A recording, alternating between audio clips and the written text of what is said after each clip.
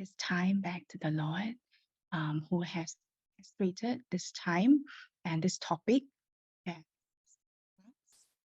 we want to learn and invite Him into this space with us. Let us pray.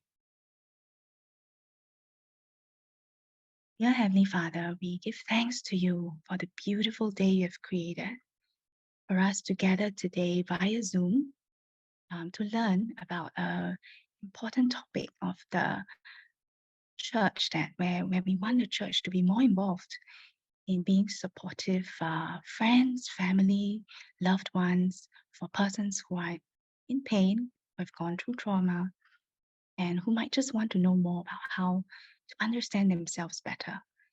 So Lord, we pray that you will join us, you will guide each and every one of us with kindness, compassion, and wisdom as we partake in today's talk series. And may you also give our speakers a double dose of your presence and of your wisdom, so that they can guide us through as they are empowered to do so. So in Jesus' name, we lift this time into your hands. Amen. All right. So let me share with you a little bit about our first main speaker, Ms Grace Koh. So Grace, as you can see from this photo here, she loves to play with her. She has very nice toys here. Yeah, she's a play therapist, and that's really a very amazing medium that she uses with many of her clients. And she's a social worker, play therapist, and trauma therapist. Worships also at Elders Gate Methodist Church. So we are with fellow Methodists here. In her 12 years as a mental health professional, you all can also read faster than me, but I just will highlight that she's worked in the social service sector, in the FSC's Child Protection Specialist Center, and now also in private practice very actively. And she's providing therapy services for children and youths who have experienced trauma. She also provides clinical supervision for social service practitioners now in community agencies. Her passion lies in supporting foster children, adoptive children, and also youths and children who have, a high number of adverse childhood experiences, which she will share more about later. And more importantly, she's here also accepting my invite, because she also trusts that there is a big space for the church to play in knowing more, about being trauma informed, about healing, about how to provide that secure base for the wounded, regardless of the roles that you are taking in the church. And so yes, her aspiration is also to be part of a growing community of skilled child therapists and support, the wider body of Christ, not just in professional private practice or the secular practice, but in the church. So we're very thankful to have Grace, who will share with us the first part of today's talk series, before we have Elaine, who will join us later in the panel discussion. Further ado, I will introduce Grace. You can say hi to us. Good morning, everybody. My name is Grace, and it's a delight to be here to share with everyone my own journey and learning in this area, this topic, becoming a trauma-informed faith community. So let me share my slides and we can jump in.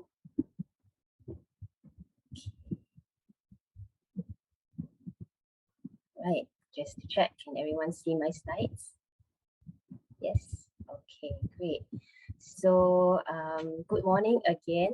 I am really heartened to see every single person here, every name here, and mindful it is the start of a long weekend and y'all woke up on a Saturday 9:30 before that to be here. So I think that in itself really tells me that there is that this topic might speak to some of you, and me and Elaine really hope to just broaden each of our understandings on this topic. Yes, so we come here, we might be a bit more trained in some ways, but by no means do we come here as experts telling everybody, oh, this is the way it should be, but really as fellow brothers and sisters in Christ to share from this slice of experience we have, share a little bit about how we have learned from maybe some theories in our mental health field, but also we want to really hopefully hear questions from everybody as well to really grow this conversational space about this topic that's very close to our hearts. So I know Zoom is a different space. If we were in person, we could really see each of you. So feel free, if you'd like to just pop into the chat. If you want to, where you're from, anything to say hi to those who are here. And we also want to make sure that this is a safe space. So during the Q&A, especially later, we'll just be mindful that what we ask stays within this space. Yeah. Okay. And so without further ado, let's go in. Hi from me and Elaine. Elaine will join us. Elaine is in our midst, and Cheryl will share a bit more about Elaine's background later on. But she's a dear friend and colleague, and we have crossed professional paths in many ways, and we both are very passionate about this area of trauma, and both of us are in some ways involved in our church's care and counselling ministry, and it's called different names in different churches, So Elaine has different experiences that will add, I believe, to our conversation. So we'll hear from her later on at the panel discussion. So for this first part, it probably will be a bit more content heavy in that sense. So strap in, get your coffee, your tea, some snacks, and here we go. And as I start, I like to use I'd like to give just a kind of an advance caution or warning that what we are talking about today, you're seeing it in the title. It does have material around the topic of trauma, and trauma is really something more pervasive than we actually think.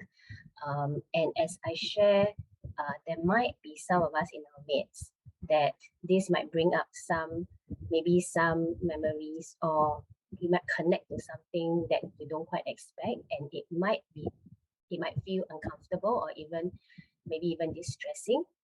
So it's just a reminder that we want everyone to take care of ourselves. So at any point that the material starts to feel a bit overwhelming or a little too close for comfort, you have permission to take a pause, step aside, take a break, and Cheryl has very kindly recorded, so you can come back to it at any time. Okay, so this is just a reminder that when we go into this heavy material, you don't have to sit through the whole thing if something feels very uncomfortable. Okay. Yes, and as we go through today, I like to borrow the analogy of a journey. Yeah, I'm not sure how many of y'all like Lord of the Rings. I'm a fan, and I think they just celebrated like certain anniversary of it, and I like the analogy of a journey for today.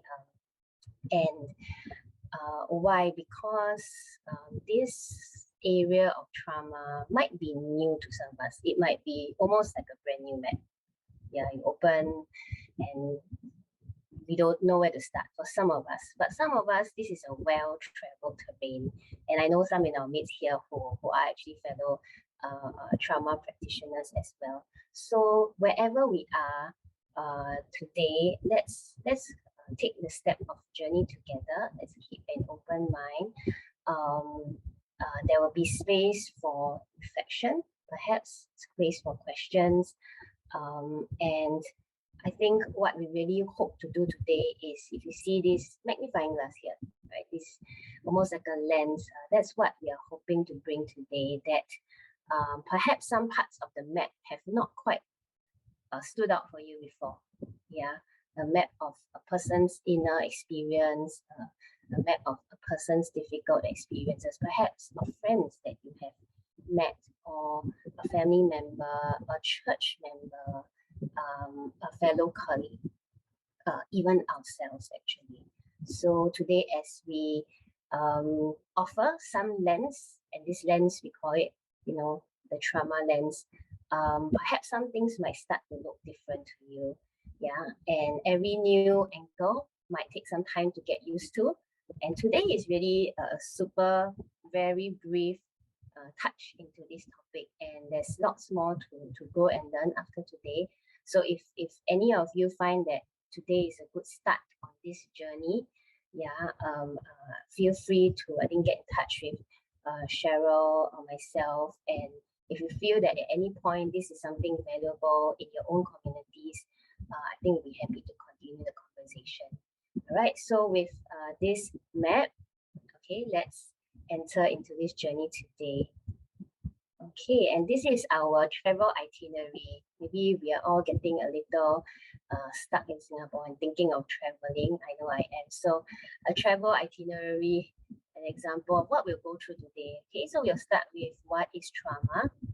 Yeah, the definitions, what are some signs, what are the effects, so that for some of us who are new to this terrain, we know what we can look out for. All right. Second, we will go into what does it mean to be trauma informed, right? And then lastly, we'll talk about what can being a trauma informed faith community look like.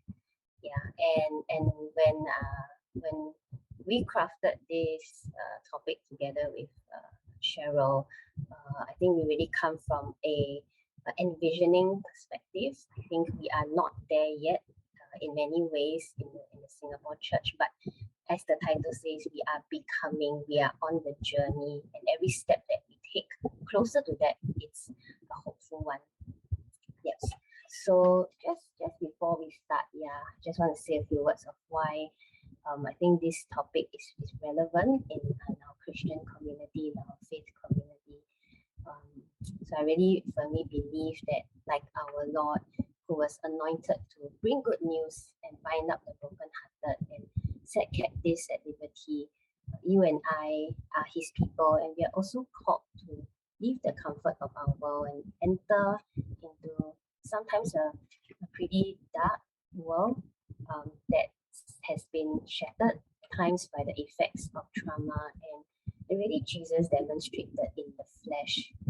If you look at the gospel narratives, how he sat and he treated every person who perhaps had experiences of trauma in a very unique way, in a very compassionate manner. And he demonstrated the character of God, his compassion. And I think he calls us as the church to do the same as well. So, with that, let's go into the first part. Holding this thing at the back of our heads, what is God calling us as the body of Christ to be doing in this area? Okay, so first, what is trauma? Right? For those who are in the field, you would know there are quite a number of different definitions out there, and I've just picked out three that will be a good starter for us. Right? So the first definition out there is trauma is a psychologically distressing event that is outside the range of usual human experience, often involving a sense of intense fear, terror, and helplessness. This is by a gentleman, Bruce Perry, quite an important person in the area of trauma. And next, trauma can also be defined as any experience which causes the person to feel terror, powerlessness, and overwhelmed, and challenges the capacity to cope. It leaves an imprint on the person's nervous system, emotions, body, learning, and relationship. So you start to see there's some similarities. And the last, by another person in the field, Bessel van der Kolk, he talks about trauma being traumatized means continuing to organize your life as if the trauma will still ongoing. unchanged and immutable, as every new encounter or event is contaminated by the past. Yeah, so there are some common things across the definitions. The word overwhelm comes to mind, where our capacity to cope, things that we can deal with on a day-to-day, something happens that overflows, almost like a cup, where the cup is overflowed. The cup is how much we can cope, and there's impact on a wide range of areas of life, relationships, emotions, etc. And in a sense, the past is coming into the present. The past experience is having some resonance in the present.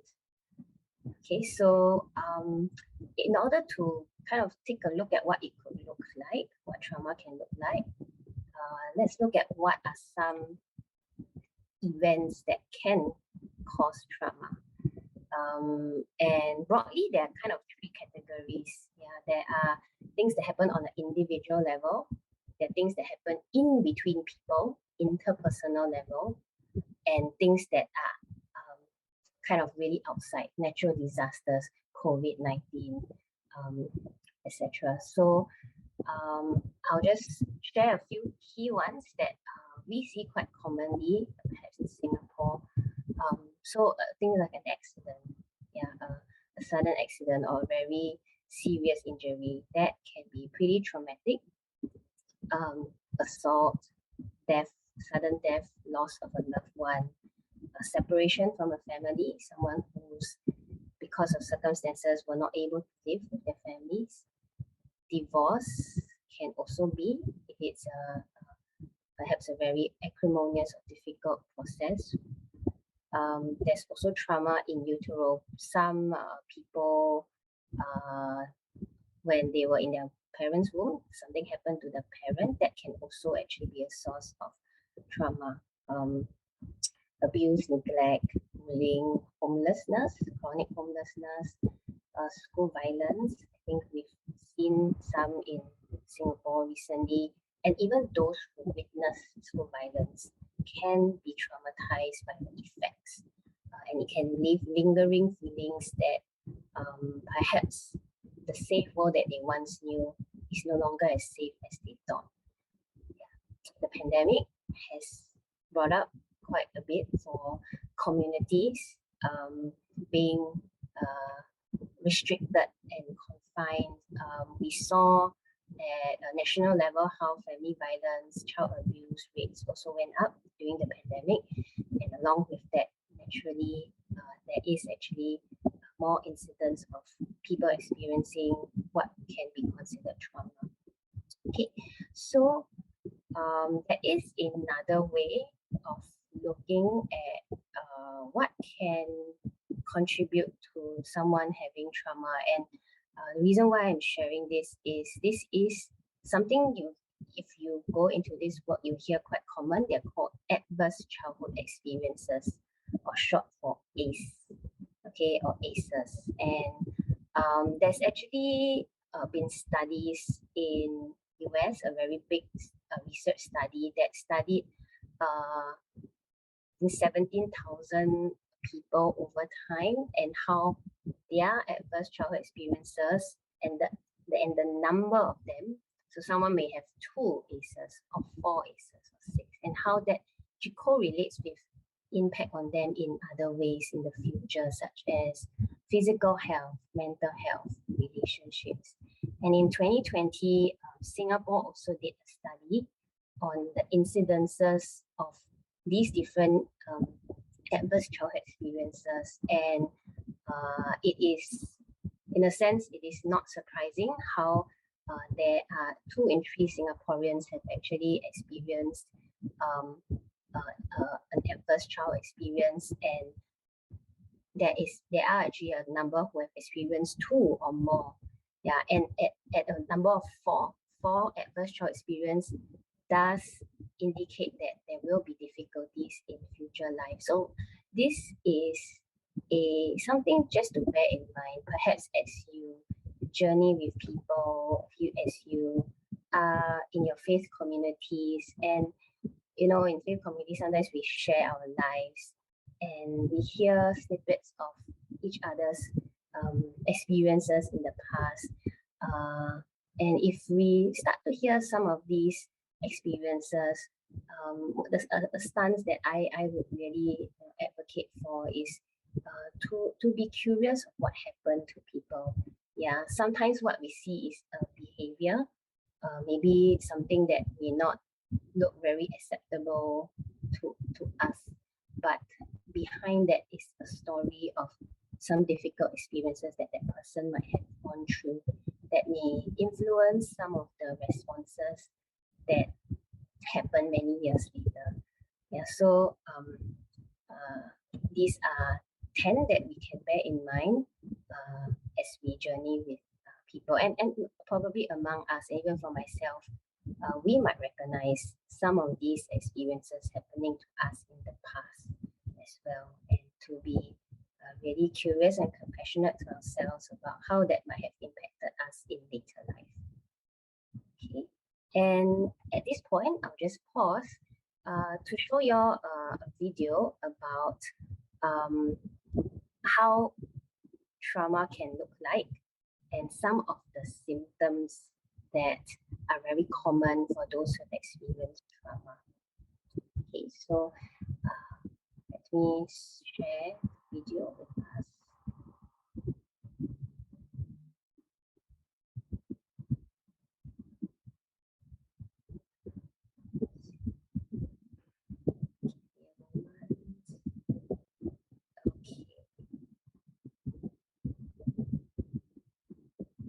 Experience. Who can give me another example of an event that can cause trauma? War? Rape? A car crash? Good, yes. Trauma occurs when a person is overwhelmed by something beyond their control. The survival brain takes over the rational brain. It can lead to post-traumatic stress disorder, PTSD, with symptoms that last at least a month. Vicarious or secondary trauma is something you may experience if you deal with incidents such as rape or sudden death, or think of Lockerbie, Dunblane. You're not superheroes. Having a brain makes you all vulnerable to secondary trauma. It's important to understand that when trauma occurs again and again, it can become complex PTSD, such as in domestic abuse or child sexual abuse. The alarm system in the brain becomes jammed. Memories are stuck in the limbic system, so a trigger can set off the alarm. The trigger could be anything: a colour, a smell, a sound, a sensation. Now, the indicators of trauma. What should you be looking out for? Depression. Crying a lot? Yes, that's one response. And at the other end of the spectrum, total numbness. Nightmares? Flashbacks? Stress. Good, yes. And they may feel sick. Also, shame, feelings of guilt, inability to enjoy sex, social isolation, triggers. People often feel overwhelmed by the symptoms of trauma. This can lead to using alcohol or other drugs to block out memories, or self-harm, or dissociation when a person's mind detaches from reality. Indicators can be specific to the type of trauma. Say, dental problems, when someone who was orally abused avoids going to the dentist. A victim of abuse might bond strongly to her abuser. This is known as traumatic bonding, or Stockholm syndrome. And jumbled up memory, when a person's normal recording of memories doesn't work. Can you recall? Right. So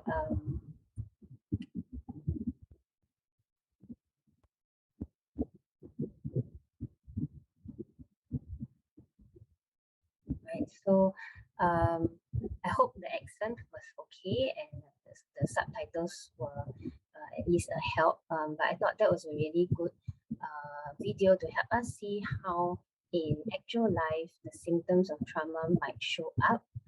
I like to point our attention to maybe two of the scenarios where if you recall the gentleman who was at the bus stop and saw a bag totally out of the blue, something that is just in daily life, but just the smell and the color and the visual reminder brings that person back, reminds his body that perhaps there's danger present. And this idea of an alarm system that is very active, and really where that comes from is that the body grows a alarm system is actually protective. Imagine you didn't have an alarm system and there's a fire, you get in trouble. So a person has gone through many rounds of being in danger, of being helpless. The alarm system needs to be very on point. Yeah, so that if a danger is detected, they can be safe. Yeah, and sometimes that is not very clear for us when we are journeying alongside someone. Perhaps we are puzzled. Why does someone have such a big reaction to what seems very small? Yeah, something that would totally not affect us as someone who's not them, but for someone with trauma, and if we have some inkling that something has happened before, then we can be curious about why that might be affecting the person so much, and that can help us to really have different kinds of compassionate conversations around how can we support that person. And perhaps for some of us, we might start to reflect now, are there some things that are really challenging for us? It could be something in the past that's coming back in that sense. Okay, so that's some ideas of what the effects of trauma can be. There were some terms that were put out, and today we won't really be able to go into what's the difference between post-traumatic stress disorder, complex post-traumatic stress disorder, and even just transient effects. But all I want to say is that trauma exists on the spectrum, right? There's no clear line. It's hard to draw a clear line. Does someone have no trauma at all? Have how much? It really depends on the person's context. Of course, in the mental health field, there are ways to do some sort of diagnosis or assessment on what's the extent of trauma. So that's where some of these terms like post-traumatic stress disorder or complex post-traumatic stress disorder may come up. But I think for the purposes of today, we are not psychiatrists or psychologists to diagnose a person. So that's not what we're saying. Here, we are really talking about how can we be mindful, how can we have this extra lens to pick out something that we wouldn't maybe pick out in the past. So I hope this gives us some idea for that. There are other effects as well, okay, besides what was shown. And these are sort of the 4 classic symptoms that we look out for to have an idea of whether someone might be still having the effects of trauma. So there might be people who have gone through a traumatic event, but because of the context, maybe because of support, their own resilience and different things, the effects don't linger on too long, and they get back to life. Yeah, but different people have different capacities and different support systems. So some people, the effects live on, so the very same thing that happens to 2 people, for example, it may be a pair of siblings who have gone through the exact same experience, maybe the traumatic loss of a parent. Yeah, it might be, for example, an accident and the parents suddenly passed away. 2 siblings, different personalities, different supports perhaps. They can actually have different presentation after that. One might sort of not show signs of trauma after some time, and one might show quite intense signs. And this is not to judge, this person is stronger, the person is weaker. It's really about how each of our unique systems cope with the adverse incident. So here are 4. Hyperarousal and hypervigilance were seen in the video just now. The example of the person who saw the bag and got very vigilant, is very alert. Like, oh, something bad might happen. It could be hearing a certain noise, maybe a door slam, and it might remind them of very loud noises in the past. Maybe someone who lived through a lot of domestic violence might be very vigilant to noises or raised aggressive voices, perhaps. Okay, re-experiencing is another example of that would be people who have flashbacks or nightmares. The brain is trying to process what has happened, so it gets re-experienced in that person's mind, maybe even subconscious. Negative thoughts and moods, there might be beliefs that I deserved it. There might be beliefs that I'm not worthy of love, I'm not good enough. So some of these thoughts from perhaps negative moods, depressive, low moods. So those are examples. And the last one would be avoidance of reminders. So in the video, we're talking about numbness. That can look like numbness. The person might even have some selective amnesia. They might forget parts of the trauma, and this is maybe in a more in the example of sexual assault. That's actually a high incidence where a person who has gone through the trauma, their system might actually forget or cut off some parts of the memory in order to help the person survive, because to get in contact with the whole intensity of the senses and the memory can be too much, and so some of that might be actually tucked away. Yeah, some people might avoid certain places because it brings back too strong sensations or memories. So these are some examples of symptoms. Okay, these are some others that were not covered there. Yeah, so why I want to share this is that there is a close relation between certain what looks like mental health presentation and a person's experience with trauma. So it's also good to be mindful that behind the mental health, sometimes it's really experiences of trauma that might have affected how the person's system copes.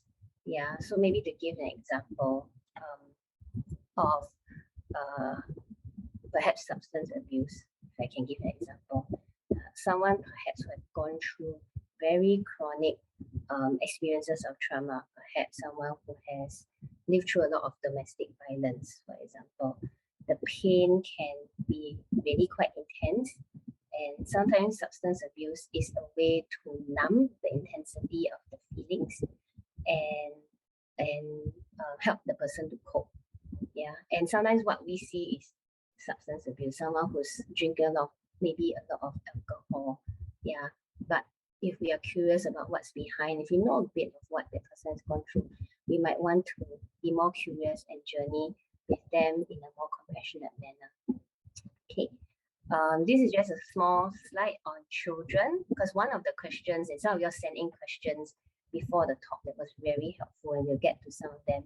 This is how trauma affects children.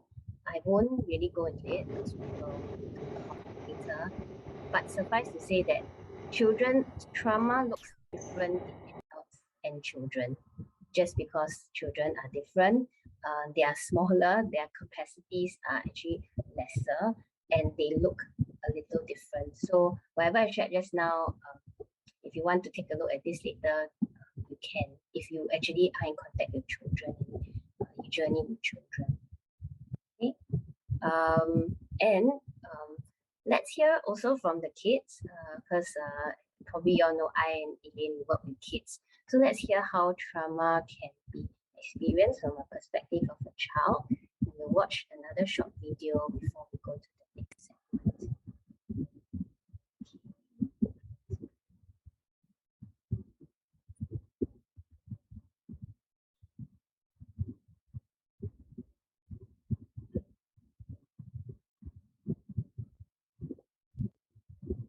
This was produced by an organization that works with children who've gone through trauma. We are going to tell you about our brains.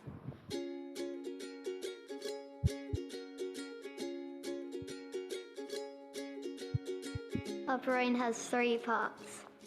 The front bit is called the prefrontal cortex. It helps us to think, analyse, be reasonable, rational, and reflect on stuff. Some people call this the upstairs brain. This middle bit is called the limbic brain. It looks after our emotions, memory, and relationships. This back bit is the most primitive brain. It makes sure we breathe, poo and wee, And helps our heartbeat. and has the threat response inside it. Some people call that the downstairs brain. When we get frightened, our brain stem acts and makes us flight, fight, or freeze.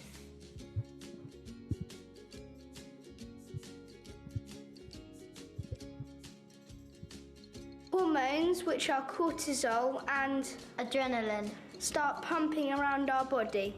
And that makes us full of energy and strength.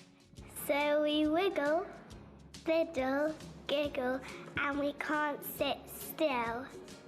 We also either flight, run, Or we fight, which makes us get told off.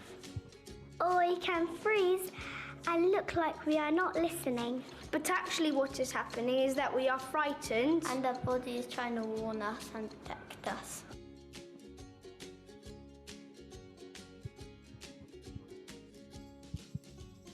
that's the bit that means we can think, reflect, and be reasonable. And the bit that helps us talk. So that's why when we feel frightened, sometimes grown-ups think we are being naughty.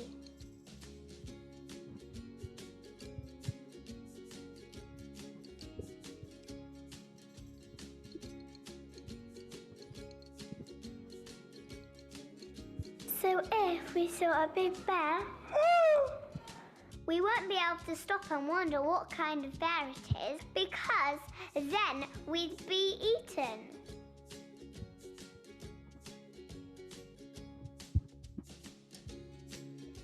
All our behaviour is actually communication.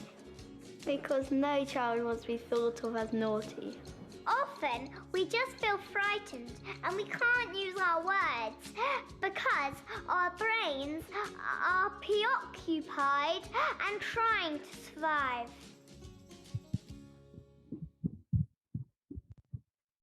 Right, so we hear it from the kids, and yeah, there are similarities and differences, and importantly, I hope that helps you have maybe a perspective of someone that you know, who you are journeying with. Why there might be times where it seems like there's a strong flight response, avoiding something, or even a fight response, because really for someone who's gone through trauma, that's a way of survival. Yeah, they may not know that that's happening, and as we journey with them, having this lens can help us have a perspective on what might be happening to the person. And also another practical thing is when a person is re-experiencing a active threat, and we try to offer very rational and logical suggestions, maybe that will help us understand at that point why it is sometimes difficult when that person is really feeling that things are very dangerous or very hard to cope with. We might have to help to calm, give time for that danger phase to pass, that survival phase to pass, and then be able to engage in more conversational or maybe problem solving things. But really the listening and the holding then at that phase is really important. When that person feels validated, empathized with, and listened, it helps the survival kind of instincts to calm down a little, yeah, and feel a bit safer in order to then talk about what's next. Okay, so moving on then, we're gonna move into the next portion.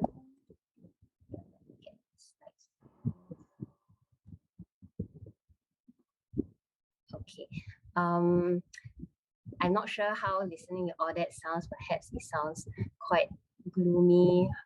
What's all these experiences? But there's the other side, and we call it the resiliency protective factors. And I think that's where really we are having this talk for, to really look at how can the church be part of these protective factors that can mitigate the effects of some of people's traumatic experiences. So I won't go through all of them, but some key ones here.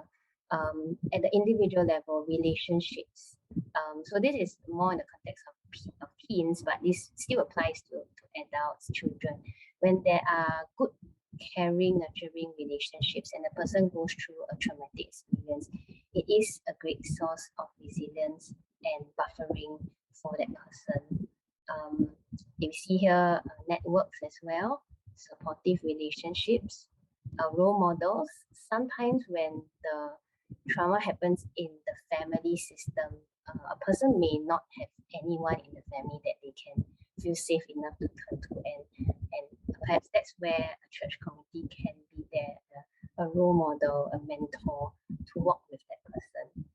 Yeah, and on the right also there are some basic needs that sometimes really needs to be attended to before that person can get back on. Yeah, so there are perhaps churches who actually offer some of these support services for perhaps people in crisis. So, I think of the time during COVID where there were people who were displaced, for example, because of the borders closing. There were churches who stepped up to provide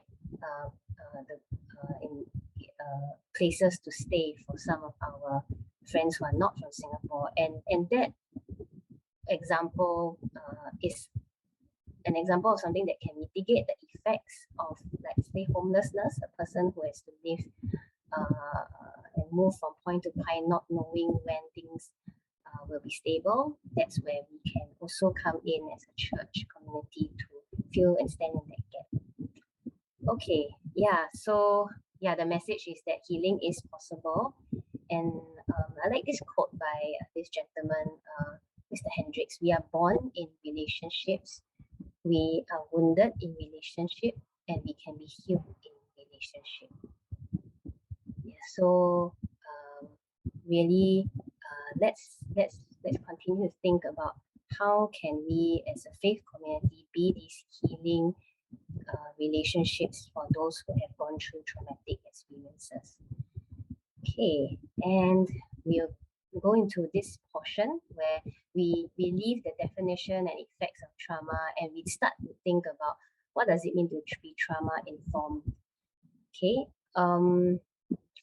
I like to introduce just this 4R framework that it's actually a framework that has been kind of discussed and come up with by some practitioners, and it's something that can be applied into community settings. So, for example, a school setting, how can a school be trauma informed? How can a hospital be trauma informed? And actually, there have been applications to faith communities. How can a faith community be trauma informed? Because we are communities with persons, and wherever there's persons, there are people who have gone through different experiences, including trauma.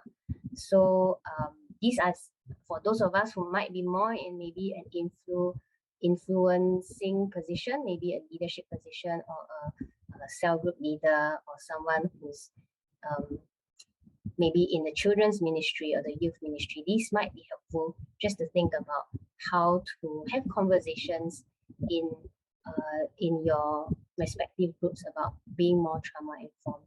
Okay, so we start with the first R, which is realizing the widespread impact of trauma and understand potential paths for recovery.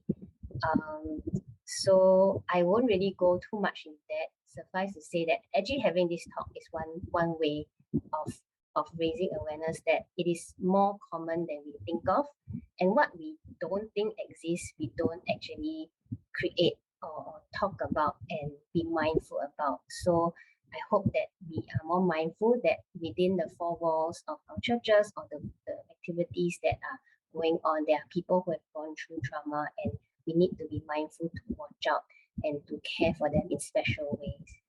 Okay, then there's the second R about recognizing the signs and symptoms, and that's what we just covered. So having a basic understanding of what trauma can look like, then we know how to spot it if we actually encounter it. Maybe a child in our children's ministry that's acting a certain way we don't quite understand.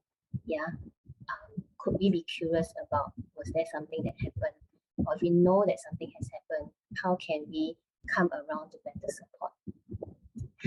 We'll talk about responding. So responding is what we'll talk about in this second segment. I won't talk about resisting trauma re-traumatization because that's a bit too much for today. But if you're curious, you can always take this and Google and find out more. All right. Okay. I'll skip this and talk about how do we practically respond then. It probably is one of the key reasons why you're here. So I am taking the work of Safe Circle, which is a group of 7 agencies in Singapore that's focusing on building a trauma-informed community. Yeah, so there's some of them over there at the bottom, Boys Town, Children's Society, and these are very practical steps that we can take. Okay, so referencing the work. First step, how can we respond?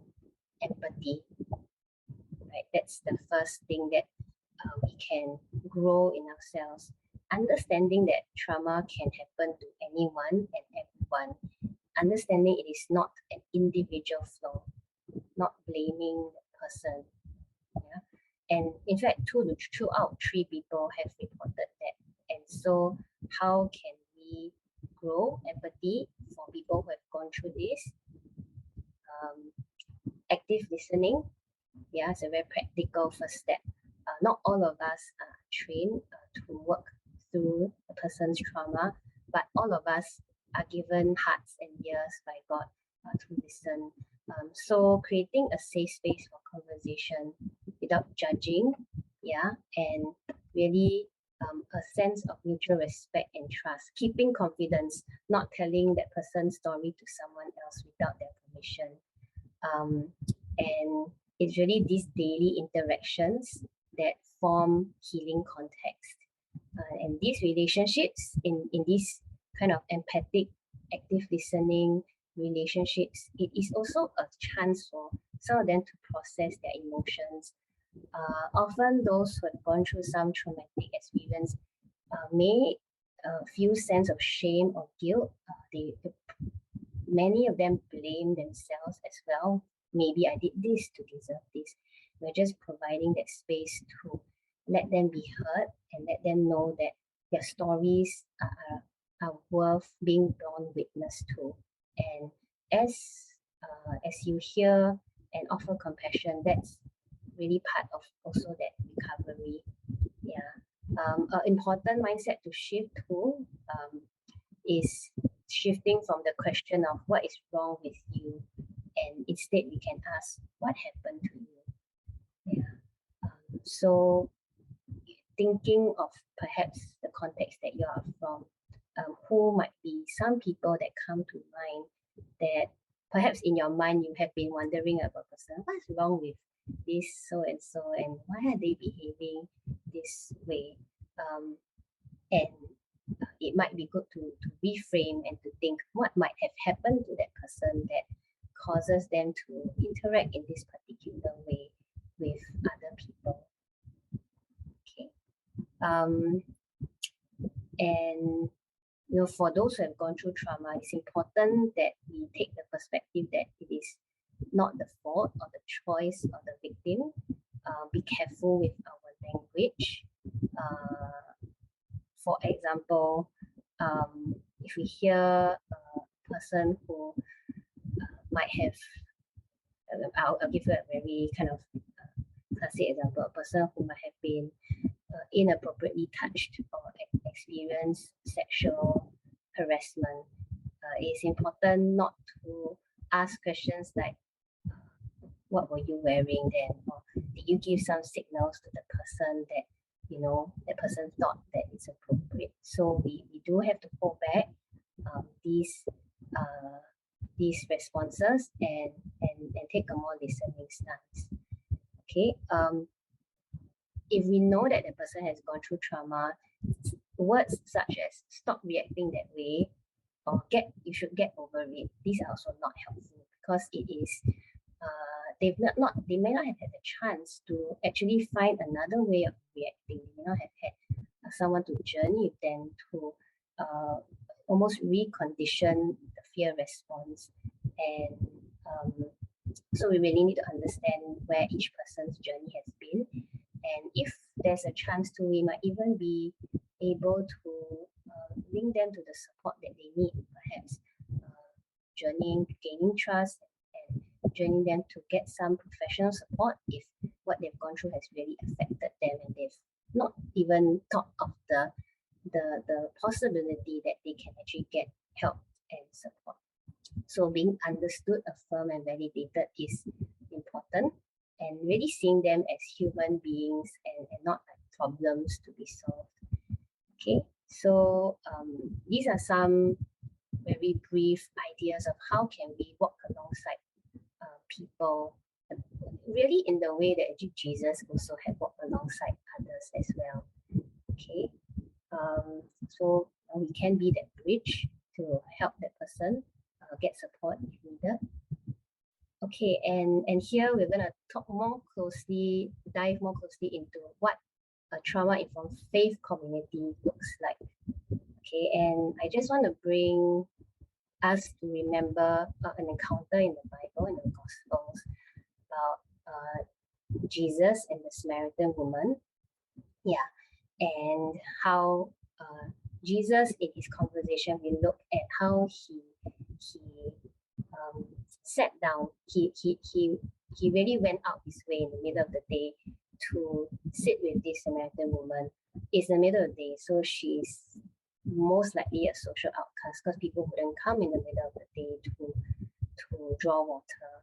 And he listened. He knew as God that she had a history, but he did not judge her. She didn't tell her, this is your fault. But he sat and listened, and he offered her hope. Yeah, and he treated every person really, uniquely and differently. And I think he's an example of compassion and curiosity about what people's journeys have been. Yes, these are some other examples where in the Bible where Jesus had encounters with people who might have experiences of trauma. The lady who was caught in the act of adultery. He didn't join the rest, take a stone and throw it at her, even though they wanted him to do so. He heard her story, yeah, and he responded differently. So I think that's really an example of God's character in Jesus to those who have gone through difficult experiences. The compassion on the crowd who had nothing to eat, and even his willingness to touch lepers. So those are some examples where I think Jesus demonstrated also his understanding of what people's experiences can affect them. And actually, if you think about it, Jesus himself has experience of being unfairly treated, really cast aside. And to a certain extent, I think he definitely understands and experiences some of these emotions that those who have gone through trauma also have experienced. And we can go into these spaces of conversations knowing that he's there and gives us that wisdom to journey along. Okay. In the midst of talking about trauma, just a reminder that people are not problems to be solved, but fellow holy members of the family of God. So while we take a trauma lens, it's not about, oh, do you have, does that person have, but really how can we gain perspectives of our fellow brothers and sisters who have gone through certain experiences and really respect the dignity that they have, the resilience that they have.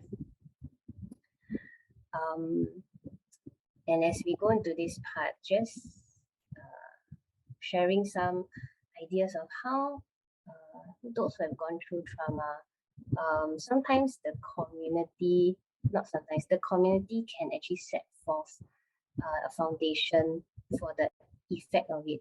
If it's an understanding, okay, let me just read the quote to you. So how a community responds to individual trauma sets the foundation for the impact of the traumatic event, experience, and effect. Communities that provide a context of understanding and self-determination will facilitate the healing and recovery process for the individual. Alternatively, communities that avoid, overlook, or misunderstand the impact of trauma may often be re-traumatizing and interfere with the healing process. Individuals can be re-traumatized by the very people whose intent is to be helpful. So why I share this quote is that, as we grow to be more trauma informed and aware, we hopefully will be able to avoid unintentional re-traumatization through the language that we use, through the way we perhaps we try to change a person's behavior or judge a person's behavior without realizing sometimes it can be a survival response. Yeah, so for example, if I give you an example of that, a person with a domestic violence history, for example, who's been really quite severely beaten, perhaps abused, and may come to a Bible study group, for example, and there might be certain topics that we talk about in our Bible study groups, about family, about things like loving our family, and sometimes unintentionally, if we are not mindful, certain statements might be made that will perhaps let that person feel overlooked, or misunderstood. So for example, if there's narratives about it is wrong to not listen, to not submit to your husband, for example, but without and there's conversation that comes out about what happens if there is harmful things that's happening, and if the response is a very general, we should obey, and we should just submit in any, no matter what the circumstances might be, that can send, for example, a message that the person's safety is not recognized, and there are real contexts where that person has to take a step away from an unsafe situation. So we have to be careful about such conversations. And if we perhaps notice that someone has a pretty strong response, we might want to take time to just find out more outside of a good context, what might have happened for that person that brought out a certain response in a small group. So that's just an example of how communities can both be healing, but sometimes unintentionally can sometimes be re-traumatizing if we do not be sensitive to the experiences, unique experiences of those who have gone through trauma. So I hope and prayer is that I think we all have a hope that our communities can be places where besides places where traumatic events can occur, it does happen sometimes.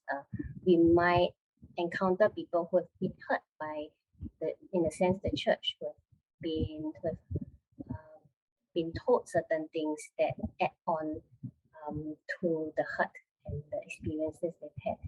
Can we then be those who come alongside to help that person restore a sense of wellness to be a buffer to the negative effects? Can we, knowing that the person has maybe gone through a very difficult period, maybe a reminder of the past trauma, offer to be there, not to offer solutions or problems, but just sometimes just to be there to spend time with, choosing to go alongside that person. And can we be the resource for healing, right? And I think with that, I am going to share a story, because I think all these can be quite abstract, and I'd like to share a story through a video of this boy, Caleb. I think this is finally a more local example sense, and maybe a bit of context is this is based on a true family story, and it happens to be from my church, Elders Gate. And this is the story of Caleb, that's not his real name, who was actually fostered by a family in the church. And how I think through the video you look at how a village in the church can come alongside to journey with a child like that who's gone through quite a lot, without any details. The child has gone through child abuse. Yeah, and that is definitely a traumatic experience. So let's watch how a church community can be that buffer and that context for healing. Right? So let me share.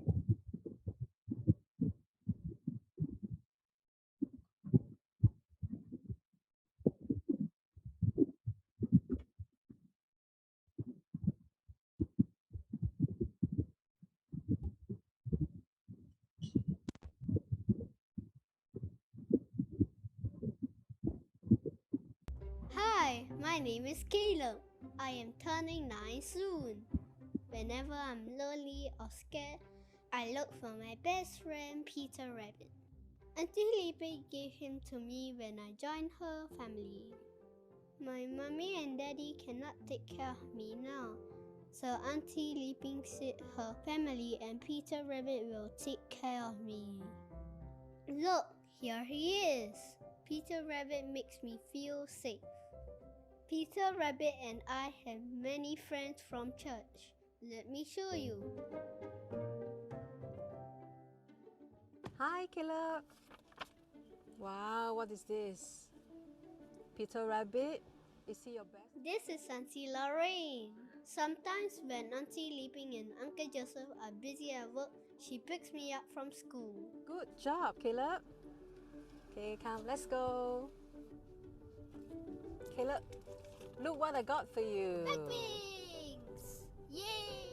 I was scared when I met Auntie Lorraine for the first time, but now she is a cool auntie. Here you go, Auntie Lorraine. Hi Caleb, welcome to play therapy today. Oh, hi. Once a week, I bring Peter Rabbit to Auntie Grace.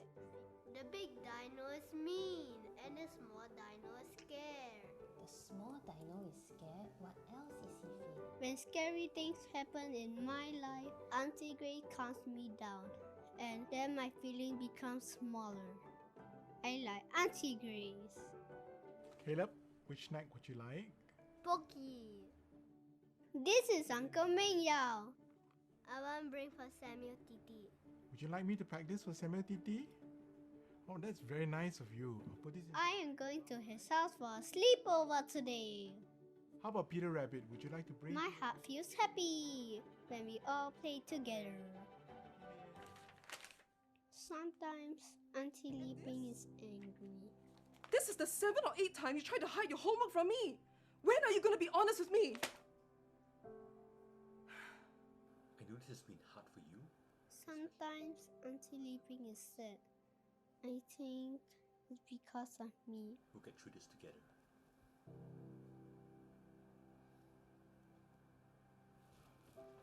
Caleb, I'm sorry I'm so harsh with you just now. But can you try to be honest with me? Can I give you a hug? I'm sorry, Auntie Leaping. Happy birthday to Caleb.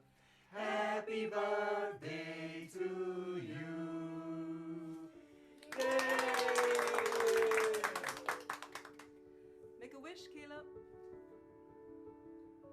I can be friends with Auntie Lauren, Auntie Grace, and Uncle Mingyao forever. I am happy that I'm not lonely anymore. Peter Rabbit and I have many friends that take care of us. I'm gonna play with them now. Bye bye!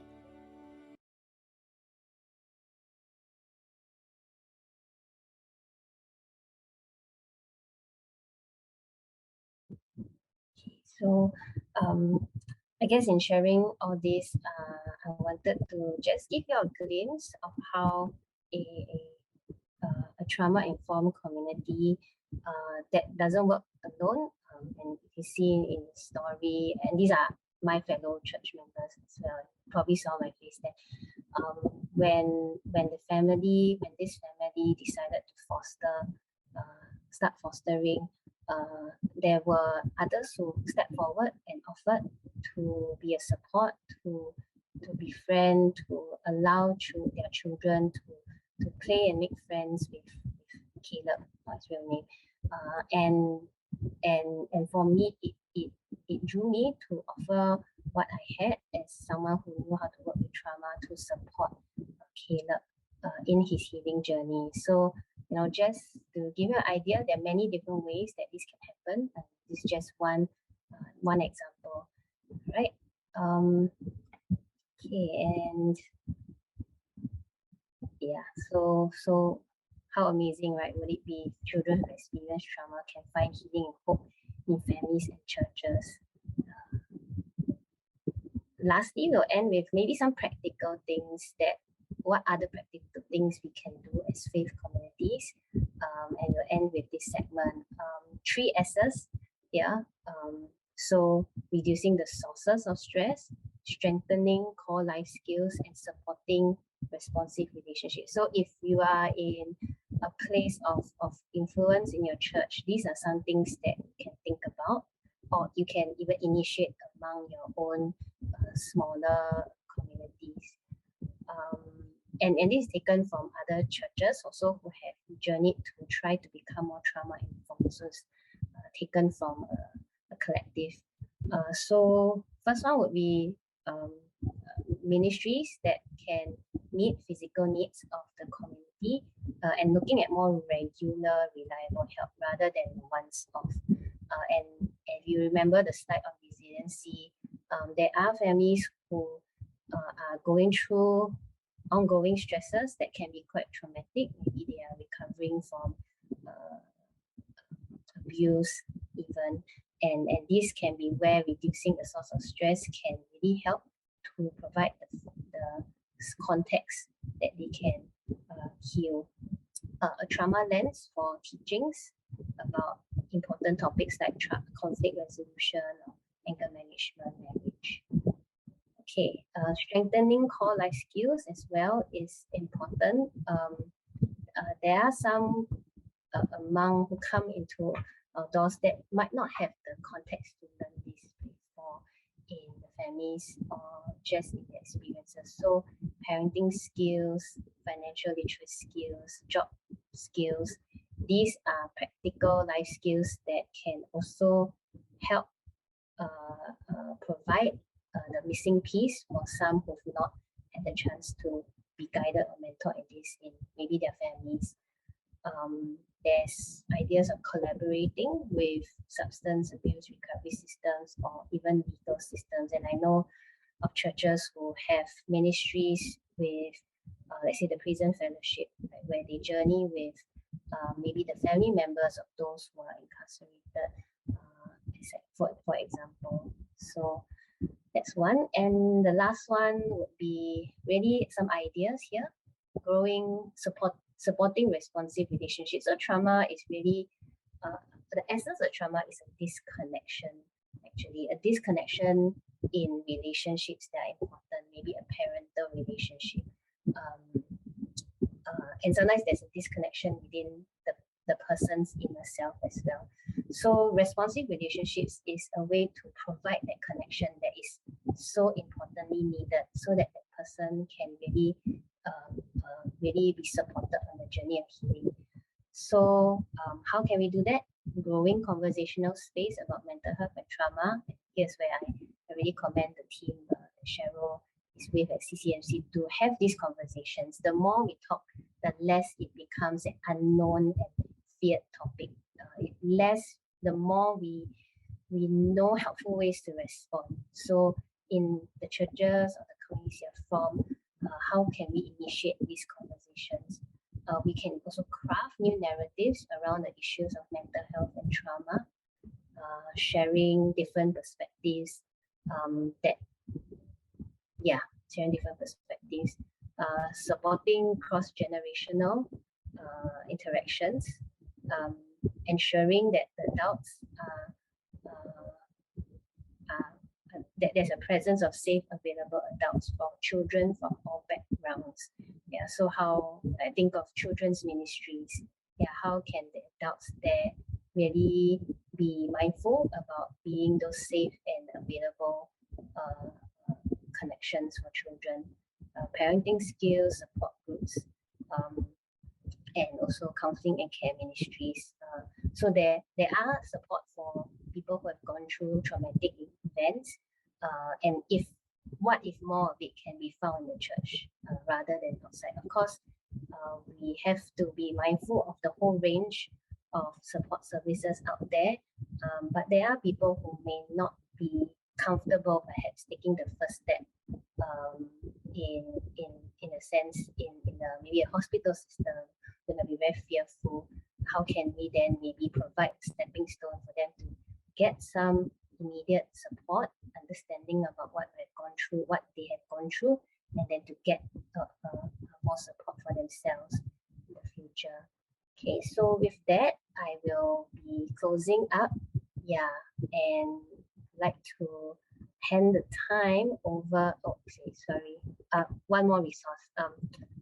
So if some of y'all are curious about and feel that, oh, this is really something I want to be bringing back to my church, I'd like to point you to a resource by the same group that I referenced just now, Safe Circle.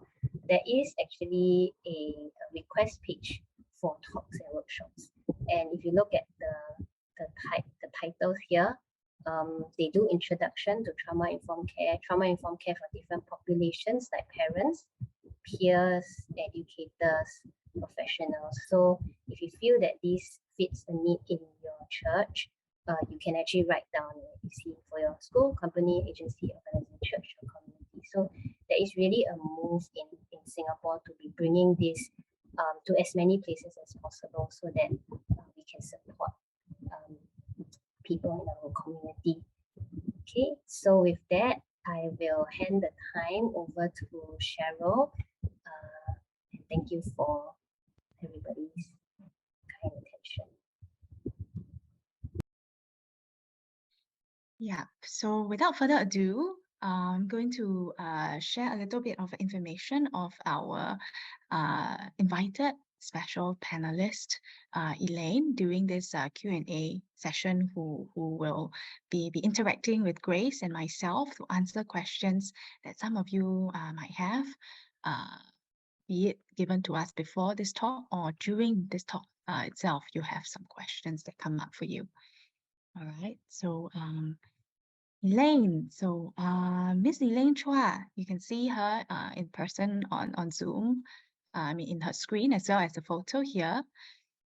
She is a skilled social worker, play therapist, attachment-focused family therapist, P facilitator for positive parenting program, a certified EMDR practitioner, as well as trained in trauma-focused cognitive behavioral therapy, play therapy, and also a trainer for psychological first aid for children. I've just summarized some of her credentials, so we know that she really knows her stuff when it comes to handling persons who are young adults, parents, as well as persons who have been through trauma. So Elaine has over 20 years of experience working with these children, individuals, and families. She started as a social worker in a family service center and also worked in the social services.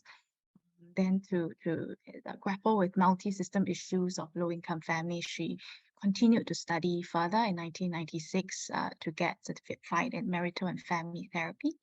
Then she joined Ministry of Community Development youth and sports, working with children and families referred for therapeutic services from child protection.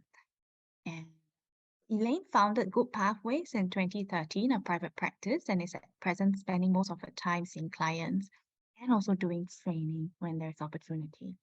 She also actively volunteers in the community through special projects, post-adoption related interest. And she's also a approved clinical supervisor registered with Play Therapy International, Play Therapy UK. She also supervises, provide guidance for other social workers across Singapore and social service practitioners. So personal information, she's happily married with 2 children and worships at Hope Church, and is also a MGS alumni. Yeah, that's why we are so grateful to have to be able to invite her here to share with us and speak with us. No, I was just saying, Elaine will be sharing with us a few slides and also to share with us about to say hi lah. Okay, yes. Say hi to us. Hi, everyone.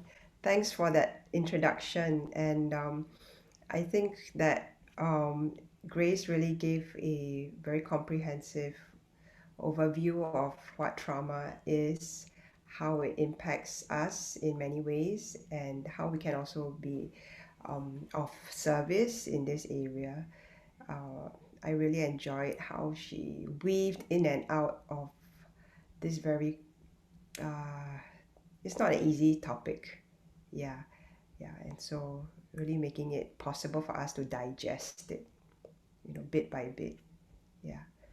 So the questions that came up during, I think that was sent in, there were questions that sent in. I'm not sure if the same people who sent in questions are here. Even if they're not, they're really good questions. So I'll just kind of put on the screen what were the questions that came up. And let me know if you can see the screen. It's like purple in color. Okay. So yeah, okay. Let's put it on screen this way so it's bigger. So the questions that came up were how to help our child overcome her traumas, right? That was one question. And the other question was about grief, yeah, over the loss of a loved one. And how do we know that it is traumatic? So really excellent questions.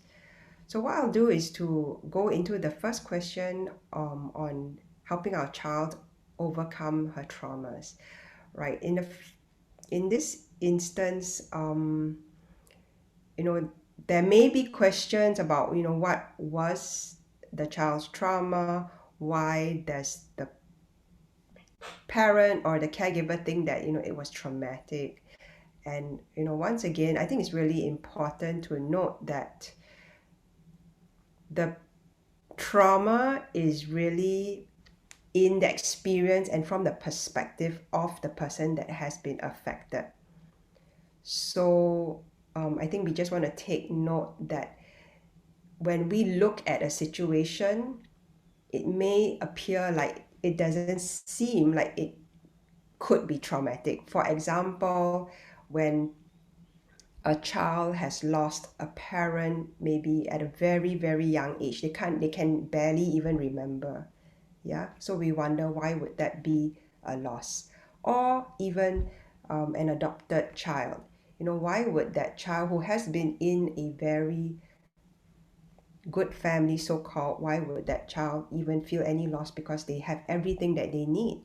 They have a set of parents, they have siblings, they have everything they would ever want. So why would that be traumatic? So really, if you come from the position where the trauma, if you put yourself in the shoes of that person, then we would possibly want to seek to understand what that trauma is and what could have been very distressing, or the child may not even know what the trauma is for themselves, but they may have experienced a level of restlessness, distress, and some so-called like the triggers that come about when they have when they see families that are together and they come and they realize that they are different from others because they are adopted and others are not. Or when a child who grows up and realizes, hey, I have a mom but I don't have a dad, what happened to my dad? So I'm just giving some examples here. Is if the person who has the question, who raised this question about childhood, how to help my child overcome traumas, if you have any points to raise, you can always put it in the chat or furnish with some background or information which you think might be useful, so that this answer can be, so that I can provide a more holistic answer to your question. Yeah, but on the whole, I think we just want to remember, like what Grace had mentioned, that trauma can come about in different ways, right? They can be external, they can be internal, or they can be interpersonal. So over here we have the external, where something bad happens or scary, where there's a medical procedure, accident, a frightening operation, things that have happened, even like in Singapore, trees collapsing, just pretty random things,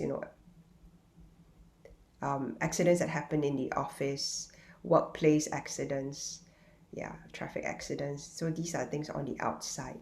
And then things that happen outside, inside, yeah, and also interpersonal. I think what I just want to point out is, on the interpersonal level is where most of the people I see have suffered interpersonal injuries or difficulties, or broken relationships, and that has been that, well, for the people that come in and the children that come in, they are very much more affected by interpersonal kind of traumas and experiences. So death of a loved one, loss, sudden losses, abuse that might have happened either because of school, in a school context, or could be a home context, bullying, witnessing violence.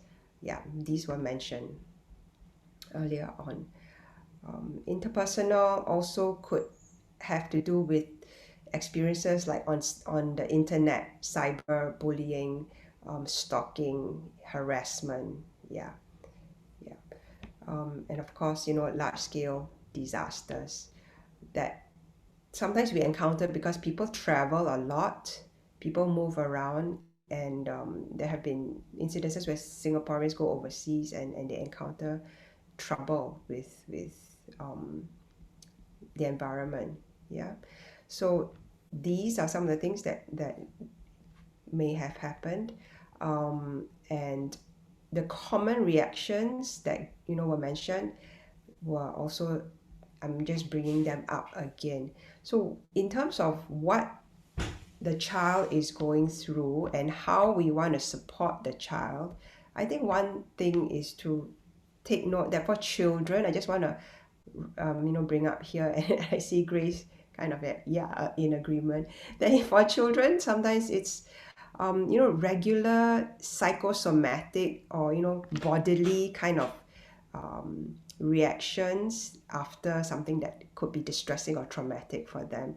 These are quite common. They may not be able to say what happened to them or why they are upset or distressed, but sometimes you see it in terms of regular headaches, unexplained kind of headaches, stomach aches, upset stomach,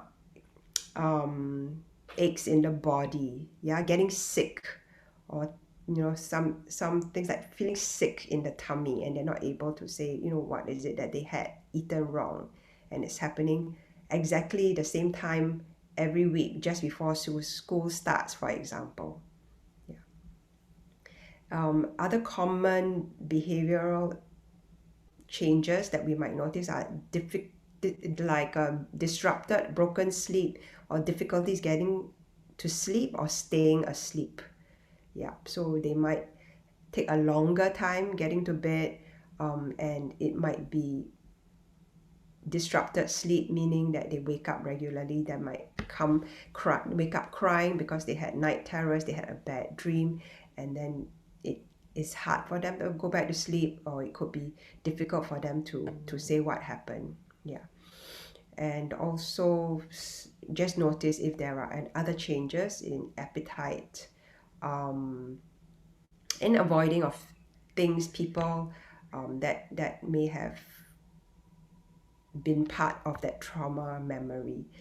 When we talk about avoidance, it's quite common in children that they may not want to talk about the things that upset them because they may not know how to put it into words, or it's just too overwhelming. The moment they think about it, they feel like they cannot cope, they cannot manage it, so they avoid it. So sometimes they may seem okay and sometimes they may not be okay at all. So there could be very contrasting kind of responses. Like sometimes they're really over the top with their reactions, and sometimes they are just totally fine. The other points here, I think, are quite, something you can look at and kind of notice and see if, these are the things that have happened to your child, if you are concerned that the child has had some level of trauma. The younger children may have some other symptoms or some other ways that they kind of respond to things that are scary and difficult in their lives. So just to note, for younger children, they be more clingy to their caregivers, more teary, more emotional. When, let's say, in the beginning of the year, they were able to go to school with no issues at all, but as of a certain time, they start to be a bit more clingy, more needy, so-called, right? Yeah, with their caregivers. The things that they could do before, like change themselves, get dressed, they might need a bit more help. Things like feeding themselves, they used to have no problems, but now they are like need a bit more supervision and help in. Increased fears or new fears arising. If they never were afraid of going to the bathroom and start to be afraid of going to the bathroom, then that's like a new fear, for example. Yeah. Increased crying tantrums, regressive behavior.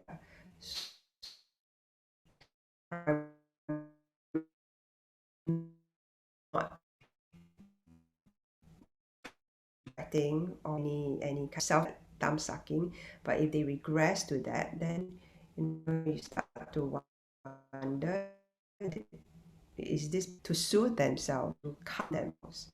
These behaviors happen. We don't want to stop these behaviors immediately. We don't want to say to the child, can you stop it? You're so grown up, why are you still wetting your pants? Why are you having all these accidents? But maybe we can kind of slow things down, find time to understand what might be going on for the child that results in this difference in behaviors and so-called regressive behaviors. Over here, another point to note is playing in repeated ways. And when you talk about the event, so for example, and we haven't quite seen this, in Singapore, but when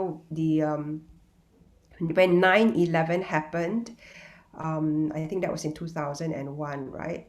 When 9/11 happened, and the series of news that was played kept showing the buildings fall down. Yeah.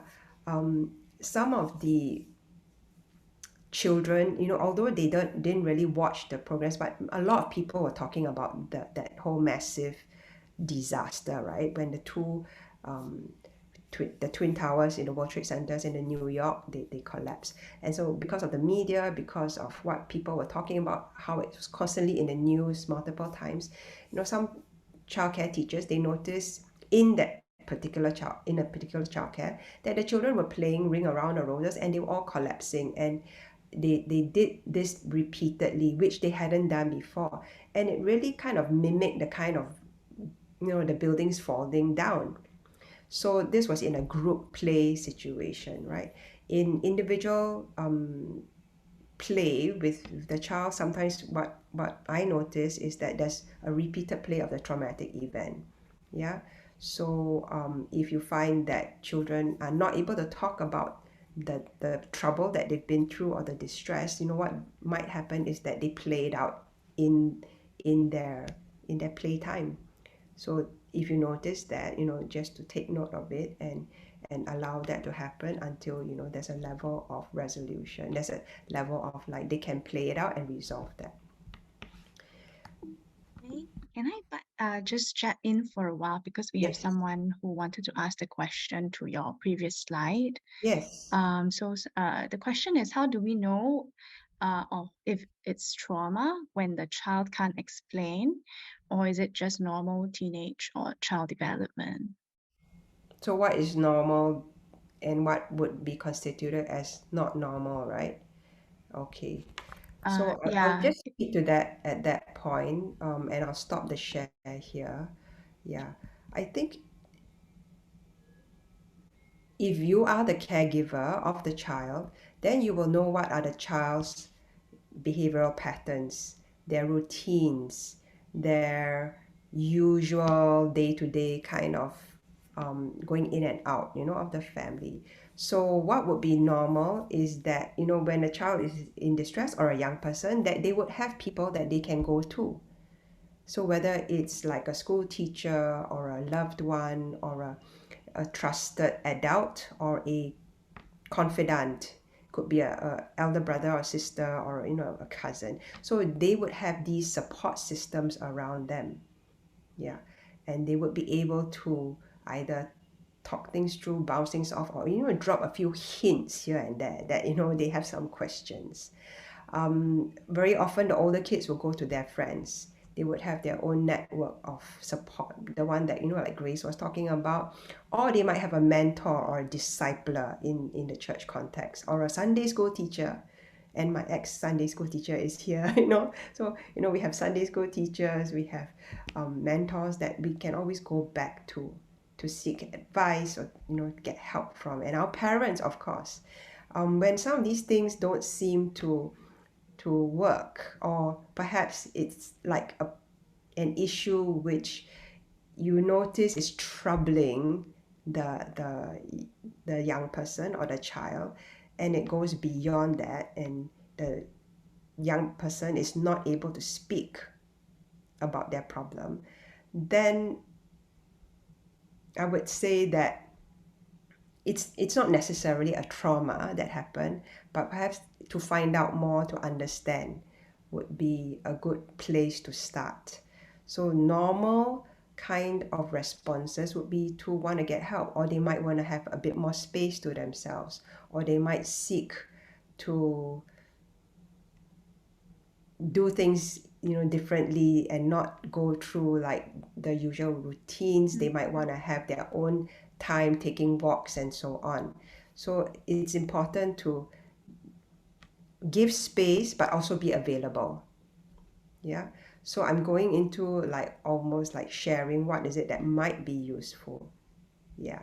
And to notice that you have a baseline about what is the regular kind of routines, behaviors that the young person might have, but you also would have noticed some differences, and you want to kind of bridge that gap by making yourself available. Thank you, Elaine, for the explanation. So it's also a lot about community, getting more attuned, more sensitive to ask, to explore, right? Yes. I think that's what I hear you saying as well. And if Grace has some points to add, Yes, Grace, please do any jump points in. to Yeah. add? Oh, I think that's a good answer, and I think we do have some other questions, so perhaps we can also go to those. Yeah. Oh, yeah, about grief or something else? I think before we jump into the grief question, just to give space to people who are present in the room today, if you are open, please feel free to unmute yourself or raise a hand so that we can give you space to ask your question. I take note of an additional question that I think Grace might have covered it a bit earlier, so maybe I will just check in with Grace to see if you want to add on to this question on what causes one to have a mental breakdown, and how does telling them to get out of it and to step out of it not be helpful. I think there's two parts to that question. Thank you for that question.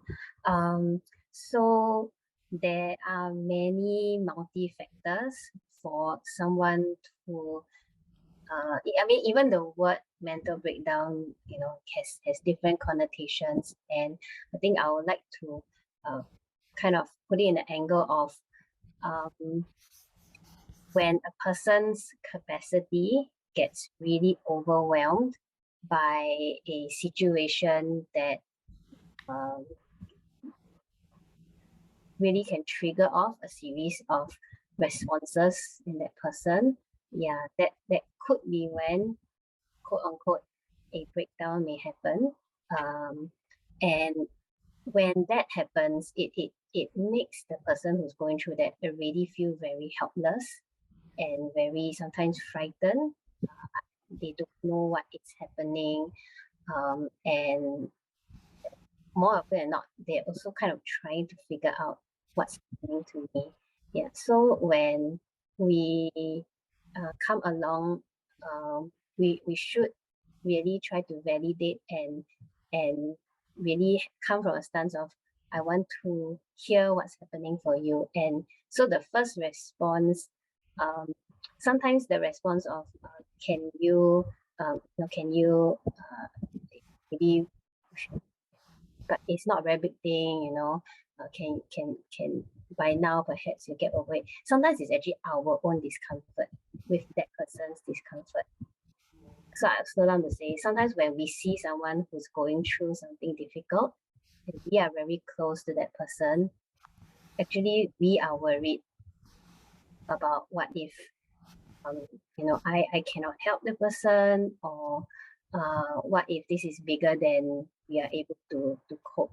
So it's also about understanding ourselves and where our responses come from. Yeah, the journey for someone to get support, and I think it's probably alluded to in just now's question, it really takes it sometimes takes many steps. Yeah, for some who've had good experiences with maybe a formal helping system, or even helpful mentors, that tends to encourage them to go out and get support, because there was trust built. If there were attempts made, I say what I'm going through, but the response I get is dismissed, or can you change? Why are you still like that?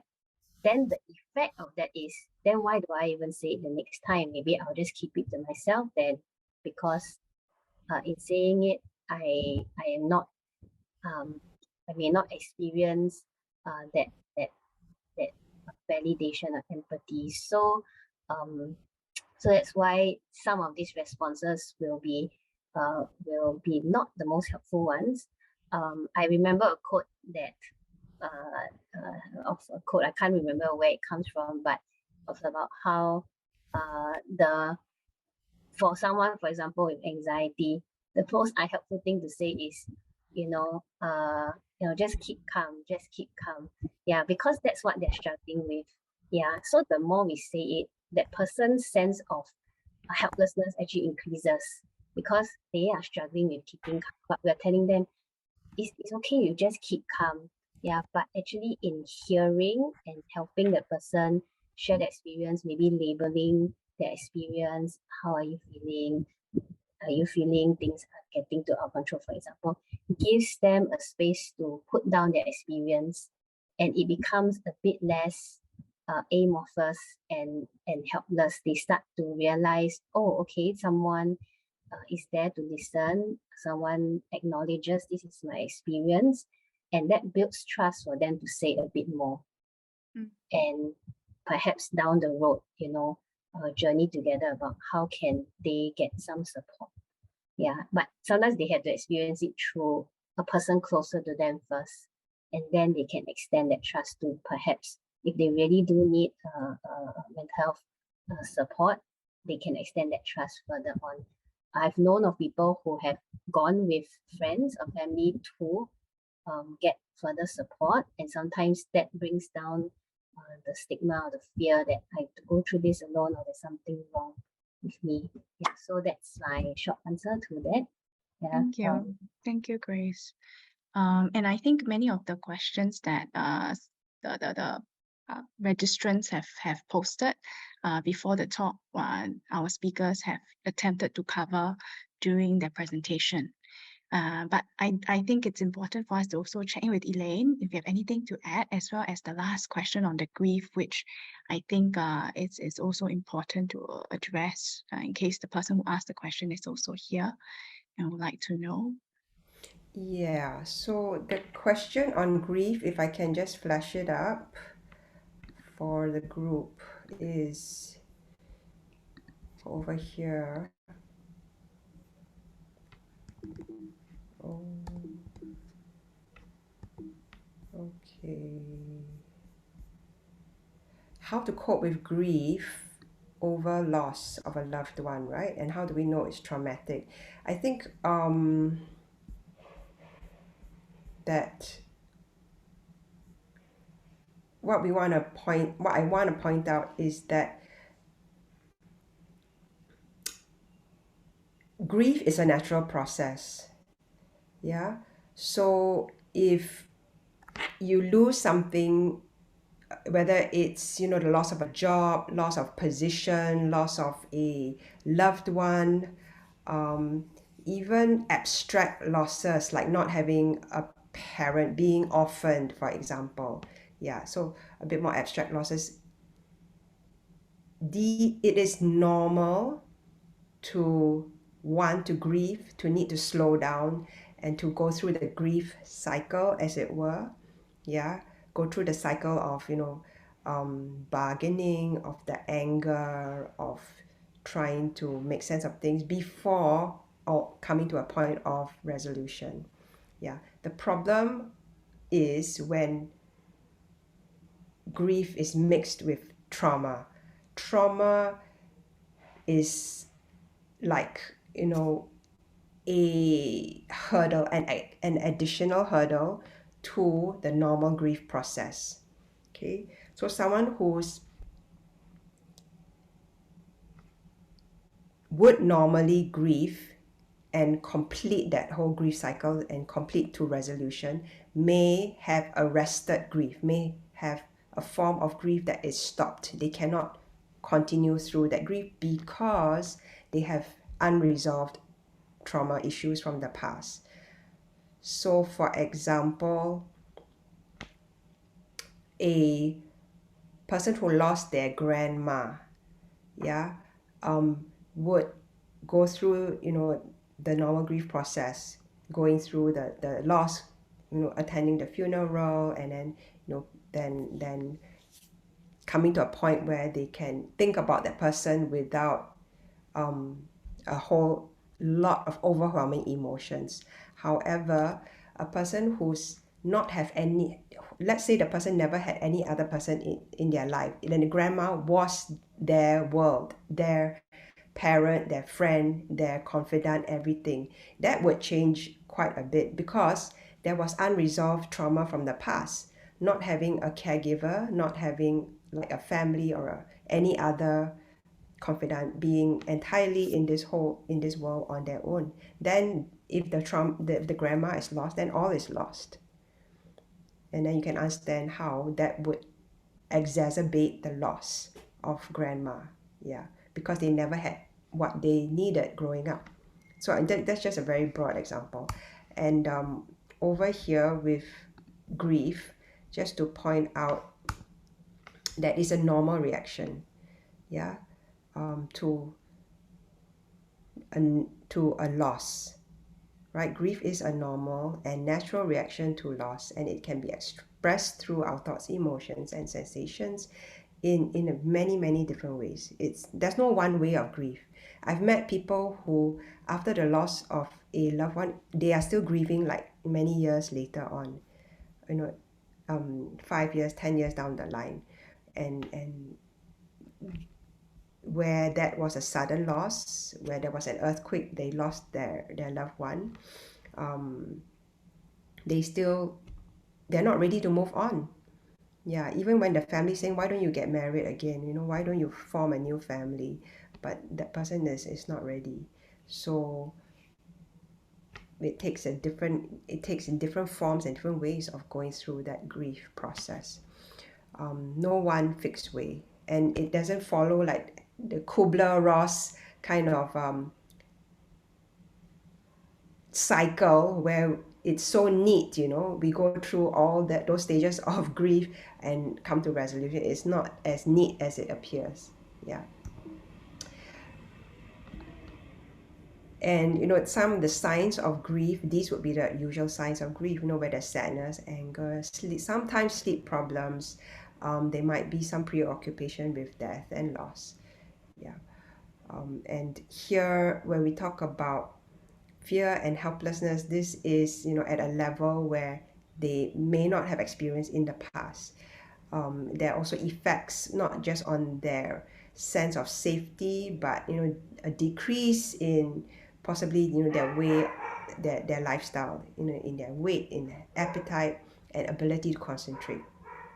So what you used to do in the past, you may have difficulties doing now because you're going through a grief process. Yeah. And remember that if there has been a loss, that this would be a natural, normal way of handling that loss.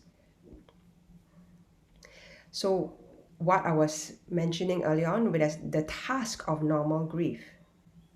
So these would be, accepting,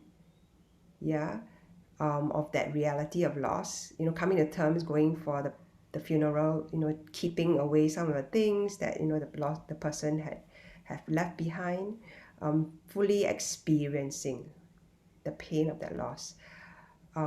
We often try not, and we protect ourselves, protect others from experiencing the full measure of that loss, by sometimes, not allowing the young person to go for the funeral, or not telling the elderly person that that their child has gone, or their son or their daughter has passed on. Yeah, so sometimes we try to protect them, but at some point they will feel that loss. Yeah. Adjustment to the environment and identity without the deceased person, the person who has died. Yeah. And converting the relationship from the present interaction to a memory. So not having the person around, but still having memories, having photographs, memorabilia, things that we remember the person by, the smells, the places that we had gone together, things that we had enjoyed. Yeah. Finding meaning in that loss. Yeah. Like why did God let this happen? Couldn't God find some other way? Why didn't God take me instead of that person? Trying to find meaning there, right? And then experiencing, some level of continued support. So we can't change what happened. We can't bring back the person who's gone. But are we able to kind of like make this journey, not one that we have to go alone? Just as we had experienced a loss, has someone else experienced this loss? Yeah. So for example, talking to others in the family who have, just remembering the person, going for anniversaries, the death anniversary, visiting the niche, talking about what we used to enjoy together. Yeah. So these things would be a good way of providing continued support to one another. This all is difficult to do if you look on your right hand side, where there are trauma reminders. Yeah, if there are trauma reminders that make it very hard to tolerate just the memory of this loved one that is no longer around. And I'm using the example of a loved one just because I think most of us would have lost someone at some point in life. Yeah, yeah. So a traumatic reminder or a trauma reminder is a memory that we haven't been able to chew on or digest. So if I have lost my grandma, but if I didn't have anybody else in my life, that would be a trauma memory. To see things and to remember things that remind me of her.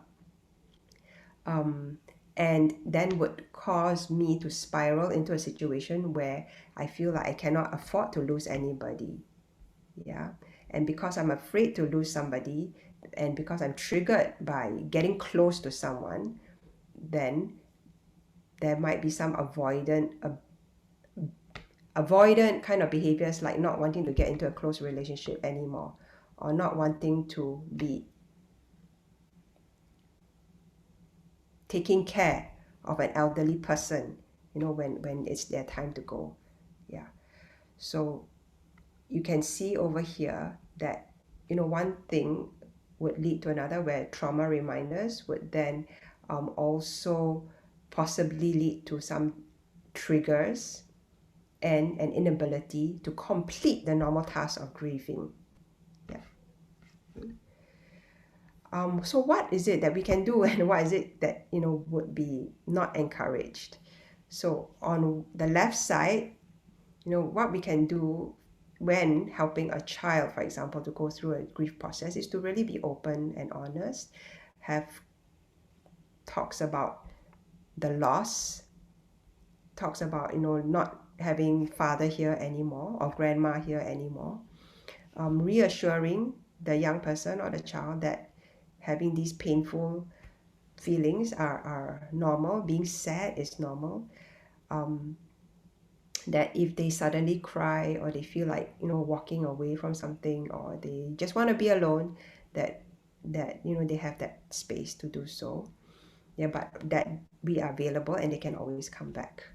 Yeah, giving them time and space to grieve and to move back to us, to give them like a bit of buffer, so they can always get space and come back. Being present, especially during when they're emotionally heightened, when they are in this state of hyper arousal, their tendency is to be overwhelmed with emotions, to be able to say that, I'm nearby when you need me, just come over. Yeah. So not to abandon the person and say, if you're going to behave this way, I'm not going to stick around anymore, or you have to pull up your bootstraps, stop crying, and so dealing with things in ways that the young person can go through that overwhelm and re-establish a level of comfort and safety after they've gone through that period. Things that are not so helpful would be blaming or shaming the child. Why are you crying? You're a boy. Boys don't cry. I mean, we seldom say that, but sometimes it's still, somewhere there. And pushing the child to face reality. Your grandma is gone. Why don't you face that fact? Or your father is no longer here. He's never going to come back. So that may be a bit harsh, pushing them into that reality. Persistently probing about their experience, asking a child a lot of questions, like non-stop questions, and like, so why are you feeling that way? Hasn't it been a long time? Why are you still thinking about it? Don't you think it's time to get on? Those may be not very helpful. Minimizing the loss by saying that it could have been worse, or it's a small matter, and it will pass. And also by making promises that we cannot keep. You will feel better soon. Yeah, promising things that we cannot be, we cannot keep. Would not be very helpful. Yeah. So that's kind of just a short bit of what I have in terms of grief and loss and how to manage. Thank you so much for sharing, Elaine. That's also, I realize, a big topic on its own, and we can even invite you more back, or to even talk about grief as a traumatic loss. We see interest, and if we see interest in this topic, we'll bring it back to church as a way of gaining awareness on the different losses that we can experience. So very thankful for both our speakers and panelists for sharing their insights with us on today's topic. We have covered most all the questions that were asked. If there's any extra questions, feel free to email me if you really wish to get some questions follow up, and I would try my best to link up with Elaine and Grace again to answer any questions that you might not get a chance to ask today. Let me share screen to just update everyone on the next upcoming talk that CCMC will have some in end July. And I think everybody can see my slides. It's a bit wonky. All right, so our next topic, the theme is there.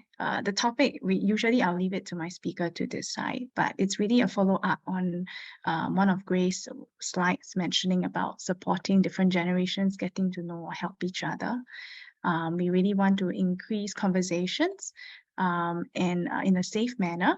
So do look out for this upcoming talk in the 30th July. Our speaker will be Mr. Jasper Tan from Samaritans of Singapore, who's also a Methodist. And we will also be inviting one of our own youths, a young adult, to join us on the panel for this next talk. I mean, it's an intergenerational talk, so we really want to follow up on when the kettle is hot, to share more insights to strengthen the resources in church. Yeah, I will send you all a link via email for feedback and comments on our Facebook page, and also the recording of today's session once it's available. So thank you so much for attending along with us. I know some of our participants has dropped off earlier. We really want to take a chance to thank Grace and Elaine today for your time as well, and for preparing all the slides with so much passion and so much detail. It's really a feast for us to absorb. I think some of us might even need to sit back and use the long weekend to chew on some of the things that we've heard. Is there anything else from anyone that before I close the session? Okay, see nods, which is okay. Thanks for joining us and for turning on your video as well.